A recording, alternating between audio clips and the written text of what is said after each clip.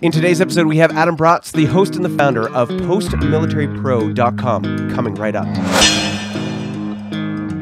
Hi there, and welcome to Getting to Hired, the show that's helping you, the military member, successfully transition from your military career to your new successful civilian one. My name's Tony Morrow, and this is Getting to Hired with our guest today, Adam Braatz. Adam, welcome to the show. Hey, thanks so much for having me. Now, Adam, you are the host and the founder of postmilitarypro.com, and you have a mission about empowering and helping military veterans and serving members successfully transition into civilian life. So as we explore that, can you give us a quick 2-minute origin story as to who Adam is, your military service, and how that brought you to where you are today? Yeah, absolutely. It's amazing. I've kind of had a very interdisciplinary career, and by that I mean I've bounced from some very seemingly random places from one to another. And for example, I grew up in Wisconsin. I actually grew up playing music, and I got an undergraduate education in music. I was actually a professional touring musician, played keyboards, jazz, commercial music, that sort of thing, for quite some time. And that's actually what brought me into the military. There aren't a lot of people that know that the military has active duty, full-time bands.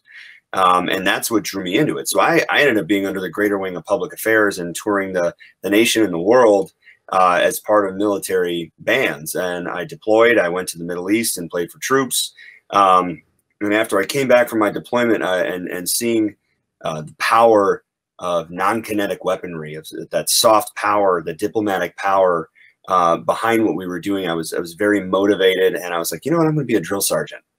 So I did a complete 90-degree switch from being basically a warrior airman / band nerd to being like a full-fledged, big, tall, hat-wearing, yelling guy that marched people around, made them do push-ups and that sort of thing.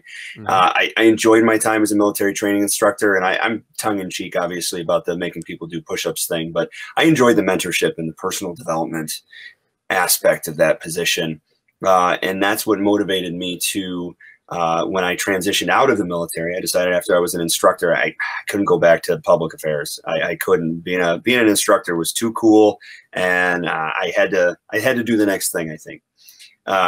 So I got a master's in nonprofit administration, and I entered into the nonprofit world.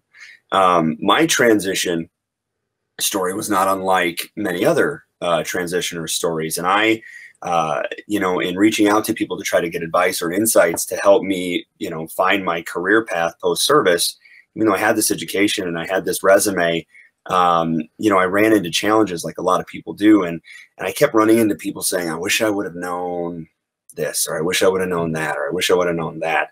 And I started formulating this idea in my head for the post-military professional, a place where all the I wish I would have knowns could live. And a place where people could go to get information that wasn't part of their congressionally mandated transition assistance program classes, something from real people, and not a this is how you have to do it, one size fits all sort of direction that a lot of people get. The thing that I try to do with the post-military professional is bring varied insights and varied ideas to give people a wide range of thoughts surrounding their transition, because everybody's different, everybody's career is different, everybody's MOS or their AFSC, their specialty in the military is different, their skills, their personality, whatever you name it, everybody's different. So you can't say, well, all veteran transitioners need to do blank, because it doesn't, one size doesn't fit all there. So I started formulating the idea in my head for this kind of movement that I really wanted to create. It's actually 1 year ago tomorrow. Tomorrow's the 1-year anniversary of the launch of that website, and which is really exciting. It's the Facebook page has grown to be kind of a movement. I'm excited about that. Really been able to grow my LinkedIn presence almost by accident. But I love LinkedIn, and that's been a huge platform for me to not only plug the post-military professional but get people to connect me with people that are in need, so I can connect them with resources and other people that can help them. And that really what I've been doing. The Post-Military Professional is a web resource. I post articles and videos, but through that, or go ahead. Well, you're talking about like the tools and the resources and so on that you're bringing. Mm-hmm. And what's great about that is that like you are an example of someone who is a practitioner and doing, and you are a successful example of deploying the skills and the tools that you're talking about. In fact, you mentioned, for example, bringing or highlighting your presence on Facebook and LinkedIn. Well, that's how I found you. That's how you came across, or I came across your profile was on LinkedIn, and the kind of circles and the communities and the network that I have.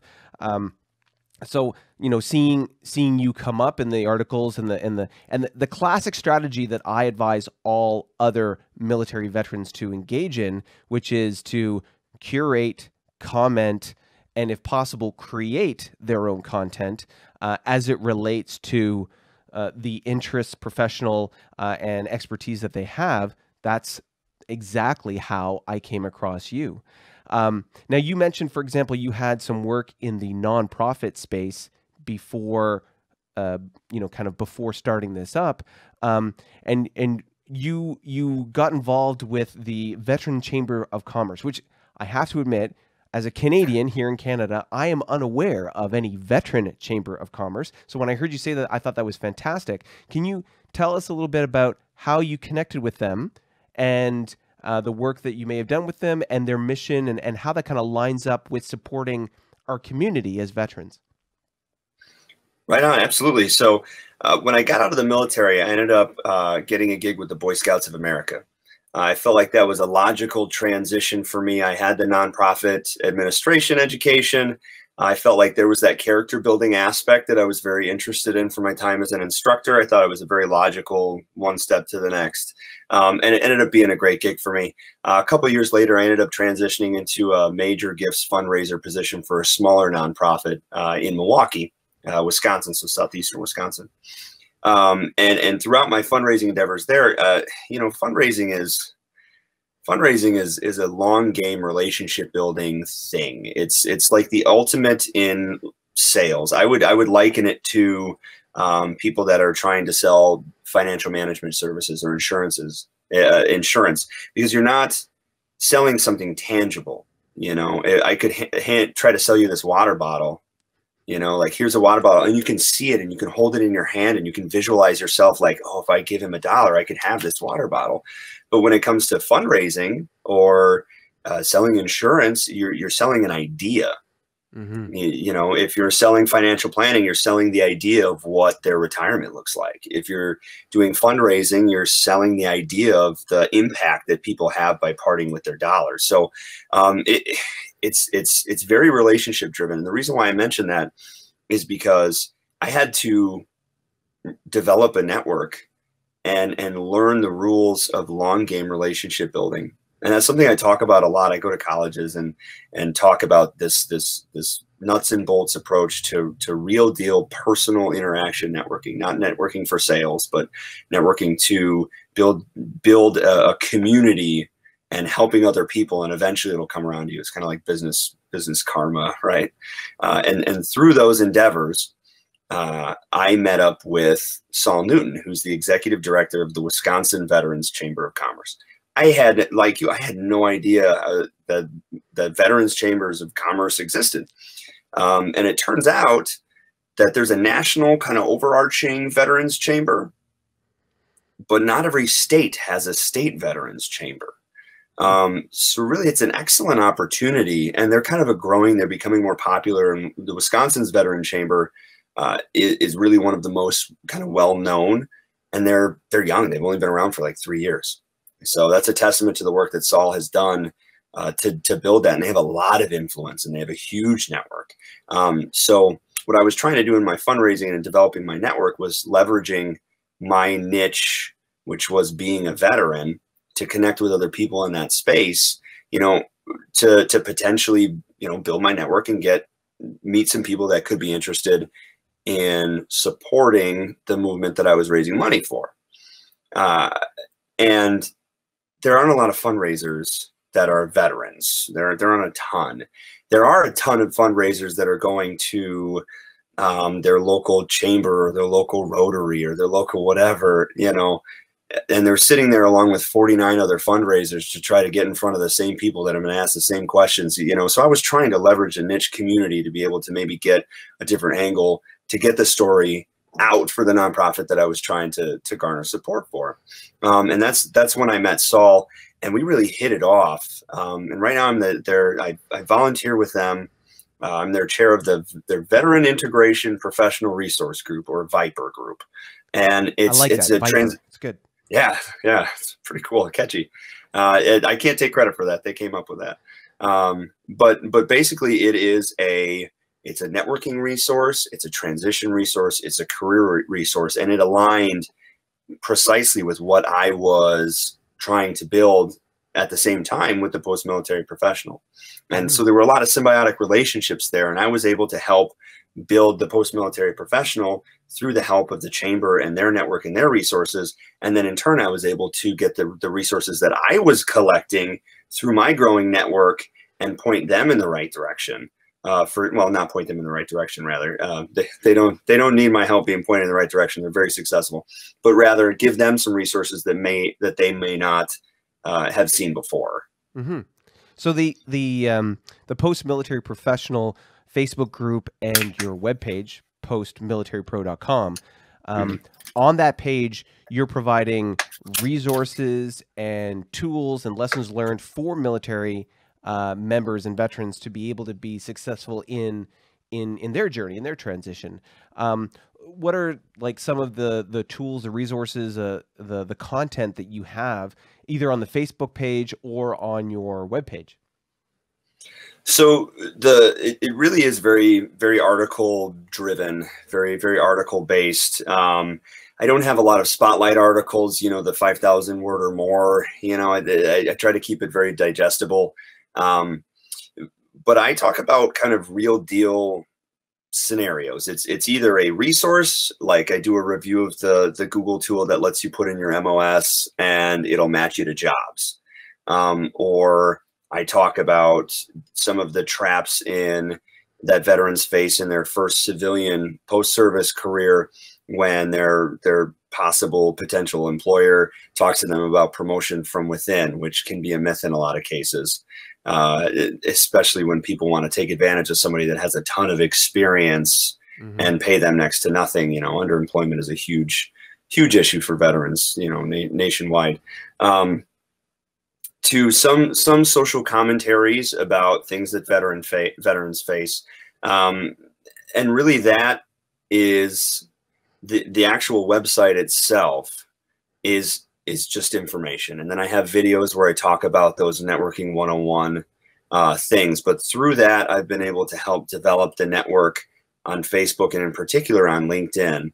LinkedIn has been fantastic. It's such a powerful tool. And I tell everyone that's not like, you need to be on it and you need to be active on it. You need to be consistently, and you need to be personable and supportive and genuine and not just click and connect with everybody that you can see. But LinkedIn's been great because somebody will post, I need a job, I'm transitioning, I have no idea what I'm doing. They didn't teach me how to network in my enlisted professional military education. Big shocker, you know, help. And it's gotten to the point now where somebody will tag me in the comments, Adam Braatz, can you help? And I'll reach out to that person. And this is not a monetized thing. It's a passion project for me right now. There'll always be a passion project for me. Maybe someday it'll be my full-time monetized thing. Who knows? But right now I'm just trying to help as many people as I can. And so I'll connect with them and say, what do you need? You know, let's put a call on the books. You know, let's talk about the three big ones. Your LinkedIn. What does your LinkedIn look like? How are you using your LinkedIn? Your resume. Does your resume look good? Does it look civilian? Have you translated your skills effectively? Is it keyword optimized? And if not, I can connect you with somebody that can help you do that. And then, you know, what is your networking look like? Because you're going to get more jobs from people that you know and people you connect with than through a resume. That's my personal experience. Some people have had luck with resumes. I can optimize keywords and have the most beautiful resume in the world, but but every career step and progression I've had since I've gotten out of the military has been through a network. And so, so those are the three big things that I'm able to chat about with people through LinkedIn. It's funny, like when you think back to your military career, think back to what made you successful in a lot of those duties, responsibilities. You were never reinventing the wheel. You were taking lessons learned and best practices from the people who came before you, and you applied those to your particular situation, whether you were rewriting an SOP or you were performing, an operation that, platoons or personnel have done time and time and time again. It's your turn to do it, and you're taking their lessons learned and applying it to your particular situation. And this is no different. You're sharing tools, strategies, and techniques. Tell two friends if something works, and that's what you're doing. You're sharing that information on postmilitarypro.com, and of course, Post Military Professional on the Facebook page. And you're sharing those resources, those lessons learned, and so that people don't have to keep stumbling and making the same mistakes over and over again. Much like this show, and so. Talking about your success working with veterans, you mentioned, for example, the Veteran Chamber of Commerce, but also before we started recording, you mentioned some very practical examples in where you work currently. You said, for example, this is a passion project for you, and you've got to do something to pay the bills. So in your day-to-day 9-to-5 occupation and career, the company you work with has a very real impact on the life of veterans and supporting that community. Can you share with us a little bit about what they do? Yeah, I'm very thankful to be the director of communications for a company called Green Up Solutions, which is a solutions-based company that serves its community and protects its environment. It's very cultural leadership driven. There are several divisions. We kind of cover a wide range of things. There's environmental leadership consulting. There's some veteran transition consulting support. There's a junk removal and hauling division. There's demolition. We have a media arm. We have a full-time videographer that makes fantastic videos. He's really next level. And so the overarching theme is that this is a veteran-owned, veteran-founded, veteran-operated company. Our president, Andy Wines, who's a prolific entrepreneur, and if you're not connected with him, folks, on LinkedIn, check out Andy Wines. His videos are really inspirational. He's an Army guy. I think he's currently serving in the reserves. He's done tours overseas. He's done combat tours. He did a tour in Guantanamo Bay. Real deal guy, and just a super nice guy and a motivated guy to help his community and help his fellow veterans. So over half of our employees are veterans. We actively seek veterans that are in need of employment, and in particular, veterans that are in need kind of more second chance employees, people that are technically unemployable on paper, people that may have a criminal record or may have been homeless, may not have that experience on their resume. They may have a huge gap in their resume for whatever reason. It's not my place to judge, but we've established partnerships with the Department of Veterans Affairs, with the Department of Workforce Development, with Veterans Court, with all these different entities that come across folks that are in need of maybe a second chance or an opportunity to prove that they are valuable members of their community, and we give them that chance. Veterans get a job. We will interview them, but they have the job already. We give every veteran a chance, and we've never been disappointed. And we also help folks that are in transition. Just a couple months ago, we had a young man, Tyler, great guy. He was in the delayed enlistment program, so he was waiting for a ship date to go out to Air Force basic training. And so in the interim, while he was waiting for his date, we let him work for us, and he was great. And then on the flip side, we have a guy that just got out of the Air Force. His name's also Adam, that is looking to use us as a stepping stone. He likes working for us. He's a great contributor, but we understand fully that this guy is using this as a career transition stepping stone, because he needs to be able to provide for himself and his family while he, kind of traverses the transition landscape. So we're happy to give him that opportunity with the full knowledge that we're going to invest training and resources into this guy, and in 2 months he's going to go somewhere else. That's just that's our MO. That's what we're all about. So I'm thankful over half of our employees are veterans. We love that 50-50 balance because, civilians do bring skills and ideas and personality traits and qualities to the table. That 50-50 balance creates this great community and this great diverse and varied skill sets. And we have very high morale. It's very much a family unit, and it's just a fantastic place to work. Well, so I mean, folks, just to recap, we're talking about, service-based leadership here. You have an organization that you work with that is providing that kind of leadership, with providing support for veterans in their transition, supporting them with employment and opportunities if perhaps they're having a challenging time in that transition or post-military career. We're talking about the Veteran Chamber of Commerce, which is helping do the networking and connecting piece that is so critical to your success post-military career, to be able to build those connections and community within the civilian professional workspace, which you may not have coming straight out of uniform. And then, of course, the work that you're doing on your website, postmilitarypro.com, and the Facebook page, Post Military Professional.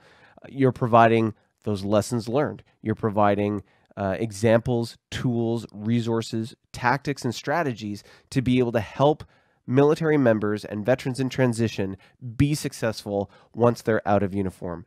And, working to continue to support this community, even though you're not in uniform anymore, that is a perfect example of this service-based leadership.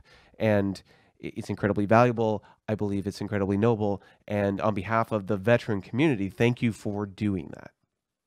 Oh, my pleasure. It's an honor. It's, being able to serve in the Air Force was, one of my greatest honors. Something that you really can't put into words.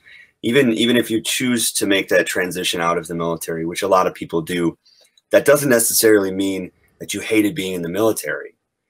So a lot of people, they'll do their 4 years and they just want to make that transition and look back fondly. And even the people that leave because they're like, forget this place, I'm out, they'll still look back fondly and still feel, honored to have been able to serve alongside their brothers and sisters in arms, for a greater cause. I'm thankful to have an opportunity through Green Up Solutions and through being involved with the Veterans Chamber and through the soon to be 1-year-old post-military professional to just be able to get back a little bit. Absolutely. And to be clear for everybody, whether it was by choice that you leave after your term of service, whether it was not your choice because of injury, or, right, whether it was 4 years, 10 years, 20 years, 35 years, everyone's service, no one's service is better than anybody else's. Everyone's service has value. And as a veteran, as a member of this community, you always have, at least in my eyes, and it sounds like you are the same of mind, Adam, that you'll always have this community, you'll always have this support, and we'll always be there to assist, support, and accelerate your success as you kind of move forward in your life. So, Adam, is there anything just before we go? Is there anything that that you want to mention? Anything that's on the horizon, or any way that the audience that is, can reach out and connect with you after the episode's finished? Absolutely, yeah. I'd say reach out to me on LinkedIn and send me a personalized message. That's like what advice I give everybody. Send out a personalized message when you're doing a connection request. There's so many people on LinkedIn. And there are so many people that are trying to connect with folks that are quote unquote influencers or whatever. I was called that the other day and it made me really uncomfortable. But, it's easy to get lost in the fog. Mm-hmm. And LinkedIn is more than a social network. It's not. It's a database. And it's the biggest professional database in the world. There's over 500 million people or something extravagant like that on LinkedIn. That's massive. And so with all connection requests, inbound, outbound, messages, posting, liking, comment, it's so easy to get lost into, okay, I'll accept this request, done. you know, but if you just take that extra second to you know, personalize that invite. Hey man, I saw you on the podcast, or hey, I've seen your stuff, would love to connect. Just taking that extra second is a way to set yourself apart. So that's my advice for you people reaching out to anyone on LinkedIn. But yeah, send me a LinkedIn connection request. I'll accept them. I'm happy to chat with you. If you have like transition related issues or anything that you like, or if you have any pain points in your business or your career or anything that or you're feeling ho-hum about your career and you're needing just some ideas to potentially grow your career to a place where you feel like you're making a larger impact, which can be an issue for people that are transitioning, going from feeling like you're part of something bigger and having an impact to, you know, XYZ civilian career. Just reach out and like I'm here to help whomever, whenever. That being said, also, so postmilitarypro.com, the Post-Military Professional on Facebook. Stay tuned, because the Post-Military Professional this summer is going to kind of embark upon phase 2 of its evolution. And I won't say much now, other than it's just going to be a bigger opportunity to help more people more directly and more acutely. So that's been in development for a while. I'm really excited about it. So stay tuned. That'll hopefully be this summer that we make that big leap. You heard it here first, folks. Postmilitarypro.com is about to accelerate to the next level. So be monitoring that website, watch that Facebook page, and see the growing evolution and the new tools and resources that are going to be coming out on those various pages. Adam, thank you so much for joining us on today's show. My pleasure. Thank you for having me. Well, everybody, thank you so much for joining us today. All the links that you can use to be able to connect to Adam with the Facebook page and the URL for postmilitarypros.com, as well as his LinkedIn profile, will be in the show notes below. So feel free to look down below, click on those, and remember, when you send Adam a connection, make it personal. And follow up after he's connected with you, follow with another message, appreciating him for the work that he does and asking how you can help him.